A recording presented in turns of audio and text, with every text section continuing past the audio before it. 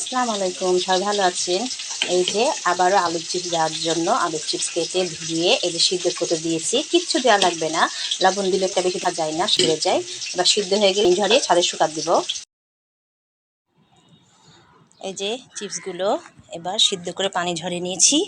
আমি আর আমার ছেলে মিলে রোদ্রে এভাবে একটা একটা করে মেলে দিয়ে দেবো। মেল করে ঢেলে নিলাম। আর এখানে কাপড় দিয়েছি, যেহেতু বাচ্চারা অনেক উঠে এখানে, তখন নোংরা থাকে ছাদ, এই জন্য এভাবে দিয়ে এমনি করে একটা একটা করে মিল করে মেলে দিয়ে দেবো।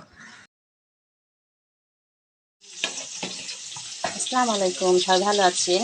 এই যে আবারও আলুর চিপস দেওয়ার জন্য আলুর চিপস কেটে ধুয়ে এই যে সিদ্ধ করতে দিয়েছি। কিচ্ছু দেওয়া লাগবে না, লবণ দিলে একটা বেশি ভাজা যায় না, সিদ্ধ যায়। এবার সিদ্ধ হয়ে গেলে ঝরিয়ে ছাদে শুকাতে দিব। এই যে চিপসগুলো এবার সিদ্ধ করে পানি ঝরিয়ে নিয়েছি। আমি আর আমার ছেলে মিলে রোদ্রে এভাবে একটা একটা করে মেলে দিয়ে দেবো।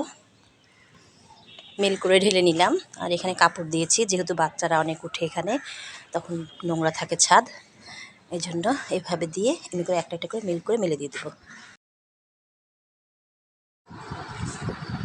এই যে আমার আলুর চিপসগুলো কত সুন্দর শুকাই গেছে। এবার এগুলো তুলে রাখতে হবে। আমি আগেরগুলো এই যে এরকম বয়ামে তুলে রেখেছি, যে মুখ টাইট করে রেখে দিয়েছি। এগুলো আপনার 1 বছর সুন্দর থেকে যাবে, কিচ্ছু হবে না। সবাই ভালো থাকবেন, আল্লাহ হাফেজ।